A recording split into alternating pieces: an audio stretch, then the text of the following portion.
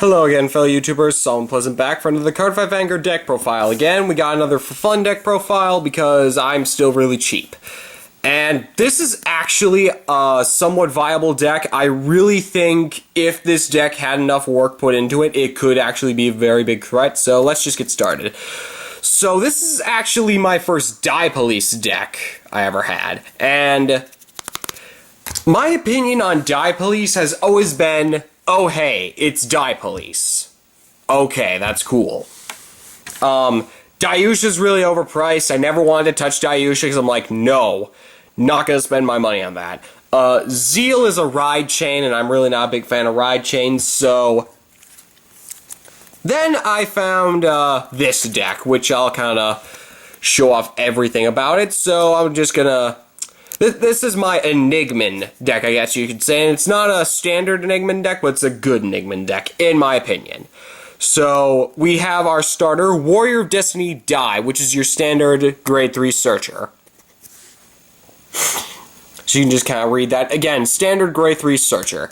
Now, in most cases, I wouldn't recommend using a Grade 3 Searcher because they aren't as good as specific cards that work specifically for deck. Like Eradicators have their own card, Granblue's got Night Kid, Spikes have a good, like really good starters, and then all the other starters.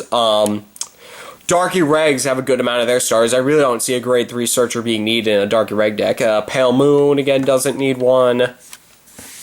Just trying to think. There are a couple decks where I can understand. Aqua Force is a very valuable Grade 3 Searcher, but they also have a Blue Storm thing that works for that. Yeah, Grade 3 Searchers don't see as much play now, but this is actually a deck where I can justify using one. So, there's that. Moving on to trigger lineup. Now, this is a very stand-based deck. I'm just going to throw that out there. I run 4 Guide Dolphin stand that has the ability to put this unit in the soul, get +3. Definitely run this stand. If you, when you're choosing your stands, use this stand, because you are going to need this. Your other stand can pretty much be customizable. You can run another one that gives you +3. I'm not sure if there is one. I use Dimensional Robo Go Flight because fly. That is my only justification for that. You definitely want 8 stands in the deck. Now, what you choose for your next trigger lineup between crit and draw is completely up to you. I use 4 Justice Cobalt because I prefer crit over draw. I'm just going to be honest. I prefer crit over draw. I really do. Because I just like getting that extra critical and dealing that extra damage. I just prefer that. Granted, draws can be very viable too, but again, I prefer crit. And then, of course, 4 heals. I have Dissection Monster, Kaizen, which, besides Zeal, I don't see anyone else really using this guy. I don't have any other heals, so this guy's fine. I'm not sure what that's supposed to be, but I'll go with it. So, trigger lineup right there. Heals are mandatory, obviously, because heals. Again, crit or draw, it's really up to you. I prefer crit just because I feel like in this deck, I go more for the power than I do the defense. And of course, 4 stand, completely mandatory, no questions about it. You want to run 4 stand. 8 stand, mandatory. Use this will save your life probably. This one can be customized with anything. So, there are my stands and other triggers. Moving on to grade 1s. I run arguably 2 of the most expensive card in the deck so far. 2 Commander Laurels. If you do not have this card in the deck will not work as well. It can work, but it will probably die a lot faster. Laurel has the awesome ability of choose 4 your Die Police rearguards and rest them, and when your Die Police Vanguard attack hits, you may pay the cost, and if you do, choose one of your Vanguards and stand it. So, hey, I hit. Rest everything. Stand back up. It's a really effective unit. I honestly think it matches its cost. It really does. It's really sad that it's only 4K, so if you have to ride it on Vanguard, it's like really sad. But Laurel, MVP of the deck. He really is an MVP of the deck. He really does help this deck. So 2 Laurel. I run 3 Speedster, which is this is arguably the only deck where I have a thing that says, hey, when this unit is placed on rear guards, use something else and give it +2 with a 6k. This is the only deck where I run that because it's actually justifiable given what the grade 3 does. So, necessary to actually run 3 of these. 2 or 3 of these, don't run anymore though because it isn't as good as running 4 Cosmo Roar, which has a way better ability of rest this unit, choose another die, please give it +2. So each turn just be like, rest, rest, rest, rest. Just keep juicing it up with power. 4 Cosmo Roar, definitely. Speedster's a bit more arguable, but definitely 4 Cosmo Roar. 2 to 3 Laurel, I don't say run any more than that. 2 is actually a pretty solid number for me, but 3, I guess, if you want to be crazy like that. And of course, 4 Karen Roy Daisy, because as you can see, the rest of this deck doesn't have as much power, so you definitely need some beat stick in there. You definitely want some AKs in there. So, there's that. Definitely 4, 2 to 3, 2 to 3. So, there's the grade 1 setup right there. Just gonna kinda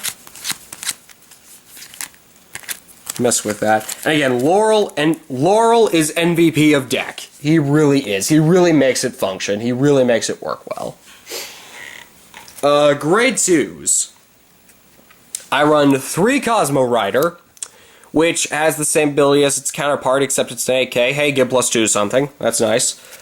I run 4 Super Dimensional Robo Die Lady, which has the ability of when this unit attack hits Vanguard, choose one of your die police and give it +3. It's a 9k, so it really does apply pressure.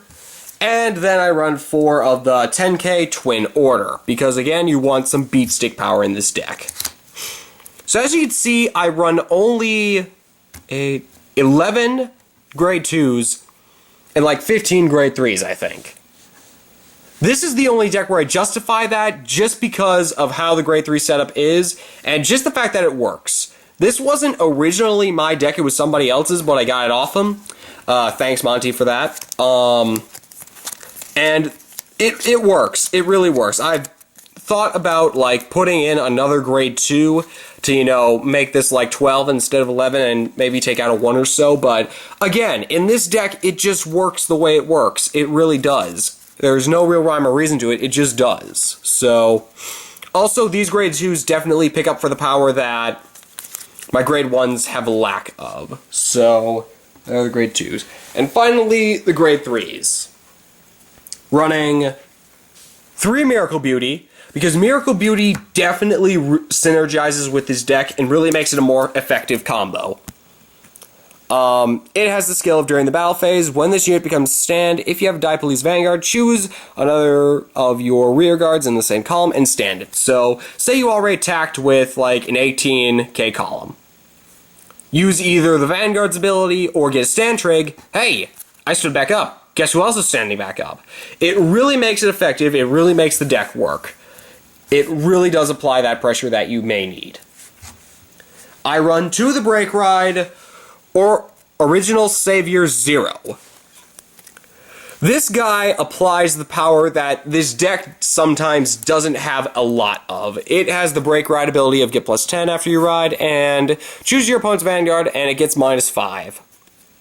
So, not only does it make you stronger, it weakens your opponent, which I really give Die Police credit for making this Break Ride. A lot of people aren't going to use it just because Die Kaiser is way better, but it's still a really nice Break Ride to have for all those decks that don't want to use Dayusha. And it also has the ability of get +2 when it's boosted, so yay. And finally, 4 of the boss of the deck, 4 Enigman Rain. Rain, always ride Rain. Unless you have the Break Ride on Vanguard, ride Rain instantly. If you ride Miracle Beauty, you are screwed.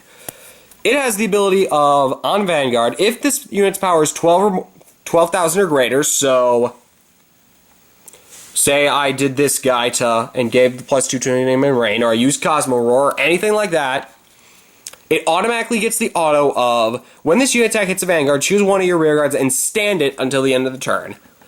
So, this really helps the deck flow, and it really helps when I don't get those stands. So pretty much just be like, hey, I'm swinging in.